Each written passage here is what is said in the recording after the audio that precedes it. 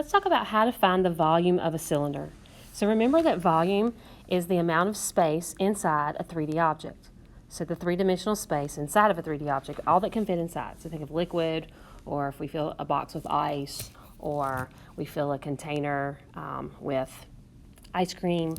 So with a cylinder, it's just like a Pringles can or a Coke bottle, a canned Coke bottle. If we would open that up, we would have a net of a cylinder. So let's look and see what a net is made of a cylinder. And these you've been exposed to before. So when we open it up, the bottom is a circle. So we have a circle here, and we have the area of the circle. And the top is a circle. And then inside, around the outside of it, is made of a rectangle. Now, those bottoms are circles, and let's talk a little bit about the pieces of a circle.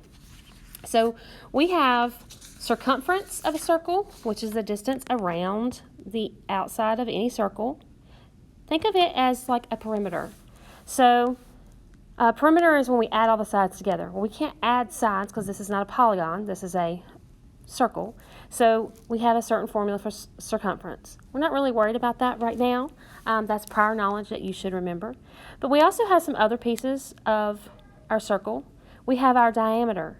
Diameter is what goes from one side to the other side of a circle, right through the center point. And then we have the radius. The radius is half the distance of a diameter, and it goes from the center to any point out on the outside, but it's half of the diameter. So you need to remember that diameter is the distance across, so all the way across through the center. So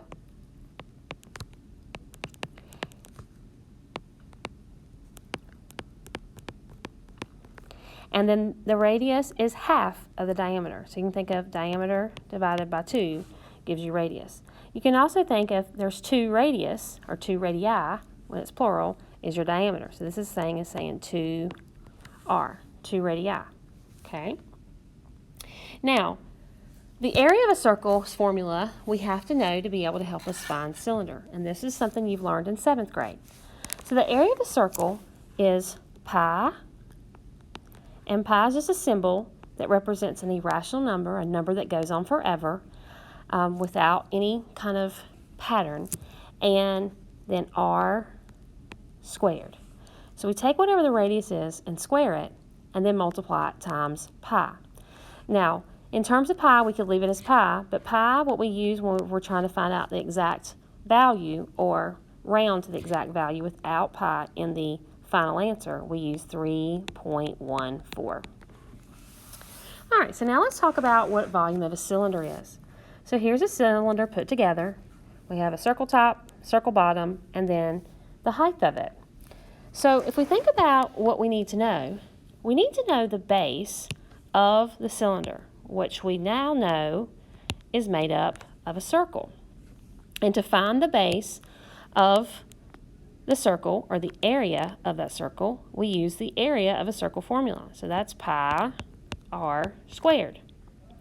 Then we think about that extending the whole height of whatever our cylinder is. So if we kept putting those little circles in there over and over and over, it extends all the way up to the top, and this is considered the height. So to find the volume of a cylinder, we just put that all together.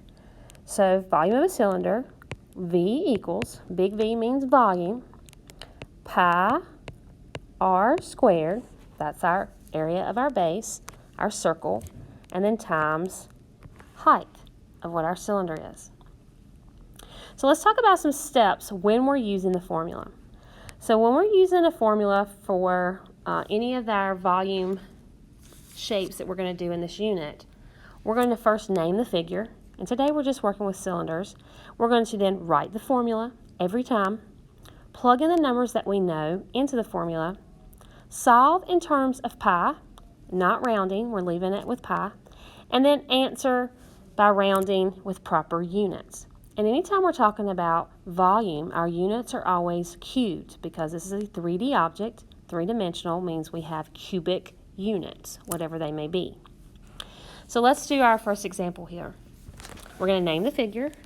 We look at it, we can tell it's a cylinder. We're going to write the formula. V equals pi r squared h. We're going to plug in the values that we know. Well, here from the middle over is 3, and that represents our radius, and the height is 10. So V equals pi. Our r is going to be 3, and I'm using parentheses because that's what's being squared, not the pi, just 3. And then our height is 10. And again, I'm using parentheses to make sure we know that we're multiplying.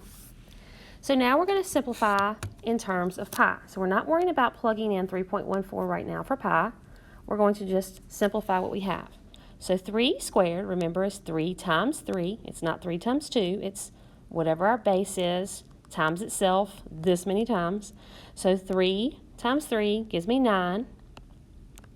And then 9 times 10 gives me 90. So I'm at 90, and I bring down my pi. Okay, so right now my volume is 90 pi. This is our fourth step in terms of pi, and we didn't round anything. Now we're going to answer by rounding. Usually they ask you to do to the nearest tenth. If they don't say, we'll stick with the nearest tenth. Occasionally they'll do the nearest hundredth. It'll just depend on what they ask you to do. So we're going to now substitute in 3.14 for pi, and you can use your calculator. Desmos calculator works great to do this. So 90 times 3.14, and we get the volume is 282.6. And I didn't tell you what these units were in, if it was inches, miles, feet, millimeters, centimeters. So if it doesn't tell you, you just put U cubed, units cubed. And this would be your final answer for the volume of our cylinder. All right, let's try another one. So this one, we have a radius of 8.2, a height of 5. We're going to name it. We have cylinder. We're going to write our formula. Volume equals pi r squared h. We're going to plug in our values. Pi, our r is 8.2 squared, and our height is 5. Now with the 8.2, using the calculator will be helpful, and in your calculator or on Desmos, Desmos is easy. You just hit the little button to the little caret, the shift 6 to get your exponent of 2. On your calculator, it's the little caret button as well. And we're going to 8.2 squared gives us 67.24. Bring everything else down. Now we're going to multiply 67.24 times 5. We get 336.2 pi. And now we're going to multiply times 3.14 for our pi. And we get volume equals 1,055 point, and I'll go to the nearest tenth, 7 units cubed. This would be the volume of this cylinder.